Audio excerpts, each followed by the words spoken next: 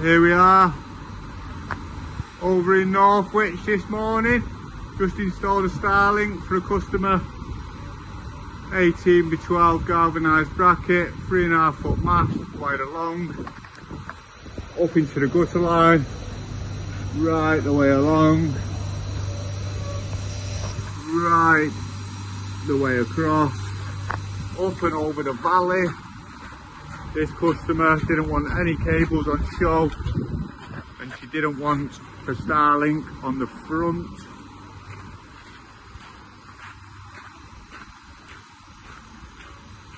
So behind that roof is where it comes up the valley. Down in that corner there, you can't see it. Right the way along. Up that valley there.